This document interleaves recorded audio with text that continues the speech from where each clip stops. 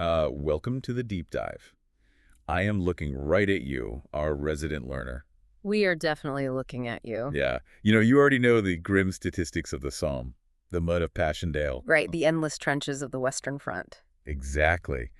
But today we're pivoting away from France and Belgium to look at what I'd call a massive strategic blind spot. A really significant one. We are drawing from a remarkably detailed collection of historical sources to explore this piece of history that essentially served as the secret domino that ended the Great War. Yeah, that's a great way to put it. We are talking about the Battle of Vittorio Veneto, Which tore across the Italian front from October 24th to November 3rd, 1918. Right. So our mission today to uncover how this single, historically overshadowed campaign became the catalyst for something just massive. Because we are going to trace how this specific engagement up in the mountains and the flooded rivers of northern Italy triggered the complete and utter collapse of the Austro-Hungarian Empire. Which is wild to think about. It really is. And by extension, how it forced the end of the entire First World War just a matter of days later. It is just a completely wild sequence of events.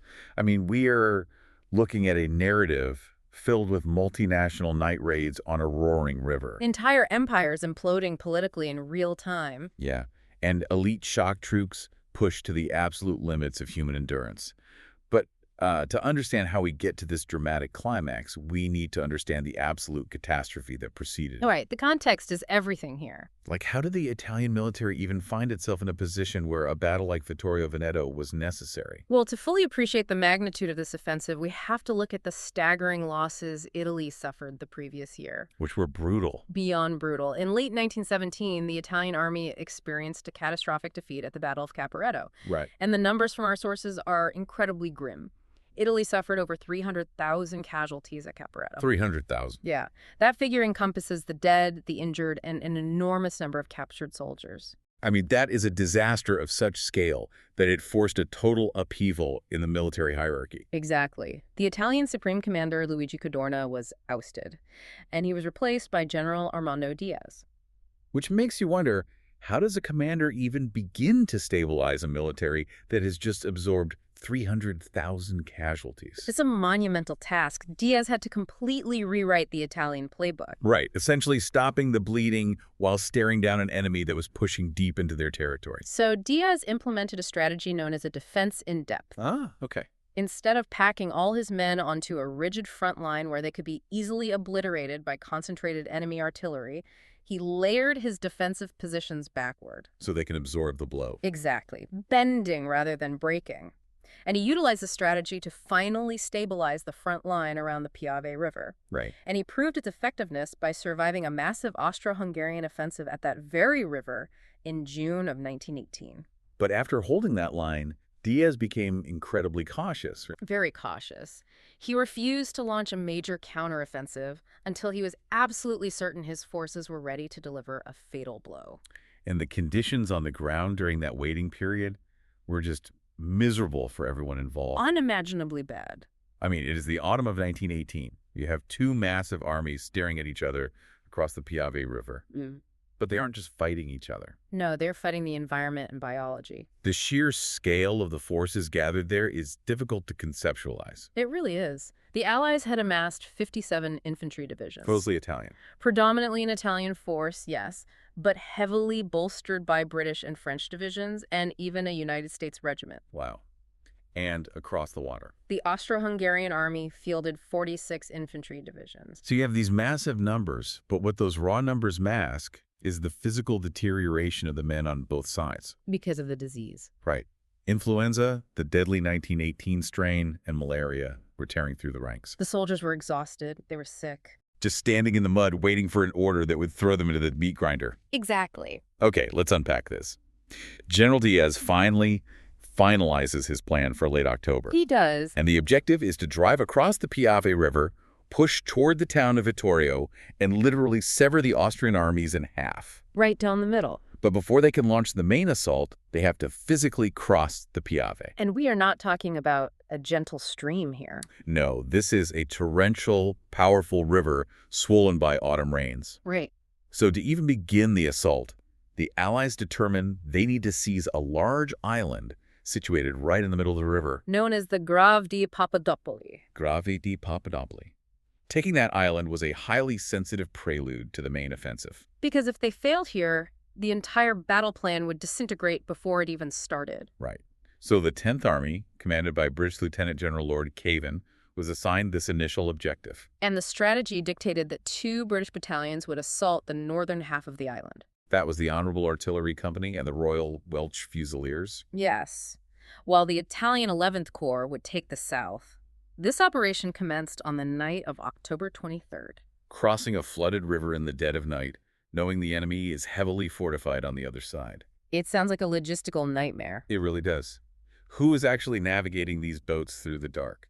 That monumental task fell to the Italian engineers, specifically the 18th Pontieri, led by a Captain Odini. And the source material notes something incredible about this crossing. Yes, the Italian oarsmen maneuvered these flat-bottomed boats through the raging currents with such calm, assurance, and technical skill that it completely astonished the British soldiers they were transporting. I read that the British troops were reportedly far more terrified of drowning in the black, swirling currents of the Piave than they were of the Austro-Hungarian soldiers waiting for them in the mist. I can completely visualize that tension. You are sitting in this wooden boat, the water is roaring around you, and you are not allowed to make a sound. Because the discipline required here was absolute. And to ensure they didn't raise the alarm prematurely, the British troops were ordered to rely on a terrifying tactical restriction. They were to use only their bayonets until the enemy finally realized they were there. Just bayonets. What's fascinating here is the sheer level of multinational trust and cooperation required to pull this off under extreme psychological duress. Yeah. You have Italian engineers silently ferrying terrified British soldiers through a flood while those soldiers clutch their rifles, forbidden to pull the trigger. And their discipline actually held. The British forces successfully used those bayonets in the dark and seized their half of the island. They did. The Italian assault on the southern half initially met devastating heavy machine gun fire and was driven back. Oh, wow. But by the end of the long night, the Austro-Hungarians surrendered the island entirely. The stepping stone was secured. So with the Allies clinging to that island in the dark, the Italian High Command finally had their launching pad. Now they just had to unleash the main assault. And they chose a very deliberate, highly symbolic day to do it. At 03.0000 on October 24th, the Italian Fourth Army launches a massive attack on Monte Grappa. The timing of October 24th was a calculated psychological maneuver by the Italian Comando Supremo. Because it was the exact anniversary of the beginning of the Battle of Caporetto. Exactly. They were asking their men to march forward and erase the deepest trauma the Italian military had suffered in the entire war. Exactly 1 year to the day it began. The psychological weight of that must have been a heavy burden for the infantry. But the Comando Supremo didn't just rely on symbolism, they backed it up with an unimaginable amount of firepower. They certainly did. How evenly matched were the two sides when the artillery duel actually began? Well, in terms of raw numbers, they were somewhat comparable, though the Allies held an advantage. Hey. The Austro-Hungarians commanded roughly 6,000 artillery pieces. The Allies, however, brought 7,700 guns to bear. So at 03.00, the right wing of the Italian Fourth Army initiated their barrage. And just 2 hours later, at Zoo 5.00, the entirety of the Allied artillery joined the chorus. The statistics on the Italian artillery output are almost impossible to process. They are staggering. The source details that from October 24th to October 31st, a span of just 7 days, the Italian artillery fired 2,446,000 shells. 2.5 million shells raining down in a single week. The sheer noise and destruction would have been apocalyptic. It was an unrelenting, earth-shattering bombardment. But despite this overwhelming cover fire, the environment itself continued to fight the Allied advance. Right, the river again. The Piave River had flooded so severely that it prevented 2 of the Central Allied armies from advancing in synchronization with the others. So nature temporarily halted the grand strategy. Yes. However, because they had previously secured Papadopoli Island, Lord Cavan's forces were able to push through the floodwaters, winning a crucial foothold on the left bank of the river by October 27th. And once they dug into that left bank, they punched a massive hole into the Austrian defenses. They established a bridgehead that was 2.5 miles deep and 5 miles broad. Which is huge. The British alone captured over 3,500 prisoners and 54 artillery guns, just securing that specific patch of ground. But this brings up a massive logistical problem. Right.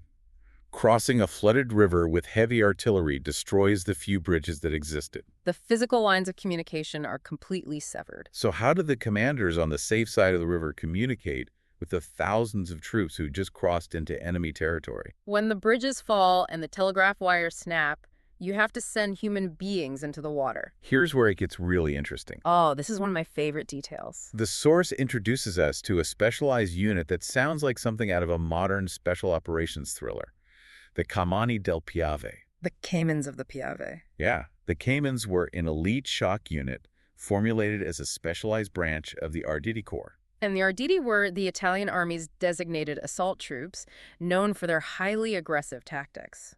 But the Caimans were created for a highly specific, highly dangerous environmental challenge. Right. A man named Captain Remo Pontecorvo Bacci recruited exactly 82 men for this task. And their loadout defies belief. I mean, we think of World War I soldiers burdened with heavy packs, gas masks, and long rifles. But according to the text, these 82 men went into the water armed with nothing but a traditional Rissolza knife and 2 hand grenades. A knife and 2 grenades. Because their primary adversary wasn't necessarily the Austro-Hungarian infantry, it was the hypothermia and the current. These men were conditioned to remain in the freezing, powerful rapids of the icy Piave River for up to 16 hours at a time. 16 hours. They acted as the literal lifeblood of the operation. Serving as the only line of communication for the Italian 8th Army troops isolated on the West Bank. But we must ground this incredible feat in the grim reality of its human cost. Right. Pitting the human body against a freezing, flooded river for 16 continuous hours is unimaginably fatal. Of the 82 men recruited to be Caimans, 50 of them perished in the river during this campaign. 50 out of 82. That is a casualty rate exceeding 60%. Not from machine gun fire, but from the sheer environmental brutality of the mission. It deeply emphasizes what these individuals were sacrificing just to keep the offensive's communication lines open. It demands a moment of reflection. The psychological toll of slipping into that black water, knowing your odds of survival were less than a coin flip, represents the absolute extremity of warfare. It really does. And while the Allies are pushing through this flooding and enduring these immense sacrifices, a fundamental shift is occurring on the other side of the battlefield. Yes. The Austro-Hungarian Empire isn't just suffering military setbacks. It is fracturing at its very political core. This is the part of the deep dive that really blew my mind. The military resistance didn't just organically fade. It collapsed simultaneously with the evaporation of its political foundation. Back on October 27th, when the Allies first established that massive bridgehead, the Austro-Hungarian commander, Svetozar Borovich, ordered a counterattack. He wanted to push them back into the river. Right. And what happened when he gave that order? His troops simply refused to obey. It was a complete and utter mutiny. The counterattack never materialized because the men in the trenches flat out rejected the command to fight. But why then? Why, after years of brutal warfare, did the discipline completely evaporate on that specific day? If we connect this to the bigger picture, that refusal to fight makes perfect sense when you analyze the geopolitical timeline unfolding behind the front lines over the next 96 hours. Because the Austro-Hungarian Empire was not a monolith.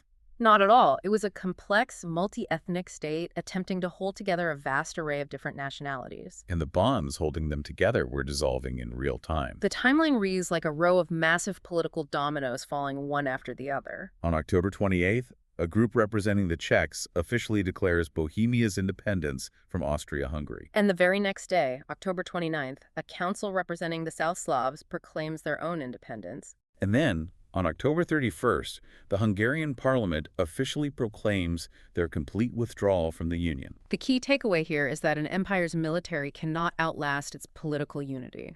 The Austro-Hungarian army didn't just lose a tactical battle at the river. The soldiers looked over their shoulders and realized the nations they were being ordered to bleed for literally did not exist anymore. Under these rapidly disintegrating political and military conditions, the Austro-Hungarian High Command had already ordered a general retreat on October 28th. You cannot compel men to lay down their lives for an empire that has vanished into thin air. So the floodgates open. On October 29th, the Italian 8th Army pushes aggressively toward the town of Vittorio. Their advance guard, composed of lancers and bersaglieri. The highly mobile Italian light infantry who famously utilized bicycles. Yes, them. They roll into the city on the morning of the 30th. And the source mentions a fascinating detail about the composition of the Allied forces here. There was a Czechoslovak division fighting for the Allies. Yes, the 6th Czechoslovak Division. That's incredible. This unit was actually composed of former Austro-Hungarian prisoners of war who had been captured by the Italians and then volunteered to fight against their former empire. Wow. They had been held in reserve, but now they were actively participating in the advance against an enemy force that was internally disintegrating. The retreat turns into an absolute rout. Italian troops, supported by the British, the French, and the 332nd U.S. Infantry Regiment, pour over the Piave in pursuit. By November 3rd, an Allied amphibious expedition even sails in to take the coastal city of Trieste. Let's look at the final numbers from this collapse because they really illustrate the scale of the victory. Over the 10 days of struggle, the Allies suffered around 40,000 casualties. The Italians specifically lost 37,461 dead and wounded, with over 24,000 of those stemming from the incredibly brutal concentrated fighting on Monte Grappa. But what were the losses for Austria-Hungary? The Austro-Hungarian forces suffered roughly 30,000 men killed and wounded, but the fatality numbers pale in comparison to the sheer volume of captures. The captures are astounding. The Italians captured an astonishing 448,000 Austro-Hungarian soldiers. Nearly 500,000 men captured in a matter of days. That equated to roughly 1/3 of the entire Imperial Royal Army. How do you even process that many prisoners? The logistics of disarming, moving, and feeding 448,000 sudden captives must have turned a massive military victory into an immediate administrative crisis. And along with the men, they captured over 5,600 cannons and mortars and 4,000 machine guns. It was the total, comprehensive dismantling of an empire's ability to wage war. The tactical situation was so completely unsalvageable that the Austrian command ordered its troops to cease hostilities on November 3rd. Before a formal armistice was even solidly in place. Right. An Austrian general named Weber reached out to his Italian counterparts. He informed them that the Imperial Army was already laying down its weapons and desperately pleaded with them to halt the combat and stop the Italian advance. How did the Italian leadership respond to an enemy pleading to surrender? With absolute rigidity. Yes. The Italian general, Badoglio, aggressively rejected the early proposal. He threatened to terminate the negotiations entirely and continue prosecuting the war if the Austrians didn't agree to his specific, formal terms. General Weber was forced to repeat the humiliating request to surrender. Ultimately, the Armistice of Villa Giusti was signed on November 3rd at 15:20. But the terms dictated it wouldn't actually take effect until 24 hours later. At 15:00 on November 4th. And the Italian troops relentlessly continued their advance right up until that final 3 p.m. deadline. So what does this all mean? We have a centuries-old empire dissolved, hundreds of thousands of soldiers sitting in makeshift prisoner camps, and the map of Europe completely redrawn. But we stated at the beginning of this deep dive that Vittorio Veneto was the specific domino that ended the entire First World War. Exactly. What does the loss of Austria-Hungary actually mean for Germany strategically at that exact moment? It connects directly to a sudden, catastrophic strategic vulnerability for the German Empire. Losing their primary ally devastated Germany's defensive posture. We actually have a stark admission from German Chief of Staff Erich Ludendorff, who was one of the primary architects of the German war effort. Right. He later wrote in his memoirs that the collapse of the Austro-Hungarian monarchy ended up dragging Germany in its fall. Because with Austria-Hungary gone, Germany's southern border is suddenly wide open, right? Precisely. Ludendorff noted that hostile Allied forces were rapidly moving on Innsbruck in Austria. This meant Germany had to frantically scramble to protect its completely exposed southern frontier in Bavaria. They were, in Ludendorff's own words, standing alone in the world. Furthermore, the harsh terms of the Armistice of Villa Giusti explicitly required that the Allies be granted free use of Austria-Hungary's internal rail and road communications. Crucially, the Austrians were obliged to allow the unhindered transit of Entente armies, the Allied coalition forces, to march northward. The Allies essentially acquired a paved highway right up to Germany's back door. And while the German High Command is panicking over this massive new threat from the south, their own internal military structures begin to fracture, just like Austria's did. The source points out that during the night of October 29th to the 30th, just as the Austro-Hungarian Empire was legally dissolving, a massive mutiny erupted in the German Navy at Wilhelmshaven. Shortly after that, The Kiel Mutiny kicked off, which effectively ignited the German Revolution. The compounding pressure was simply too immense for the state to bear. Facing a newly exposed southern flank, the total vaporization of their primary military ally, an open, armed mutiny within their own naval ranks, the German Empire realized the continuation of the war was impossible. Less than a week after the Austro-Hungarians surrendered at Vittorio Veneto, the Germans formally requested an armistice. That final armistice, which finally silenced the guns of the First World War, was signed at 5 a.m. on November 11, 1918. It truly is incredible when you step back and trace the timeline. An Italian front characterized by flooded rivers, impossible mountainous terrain, and silent night raids executed by engineers and bayonet-wielding infantry ultimately served as the catalyst that shattered a massive empire and ended a global nightmare. From the calm oarsmen of the 18th Pontieri to the Caimans shivering in the Piave, the sheer human endurance on display permanently altered the geopolitical landscape. The endurance was monumental. But before we conclude, there is one final detail from our historical sources that I believe warrants examination because it speaks to how we remember and define history long after the battlefield smoke clears. This raises an important question for you to consider. I always appreciate these closing thoughts. What did you find?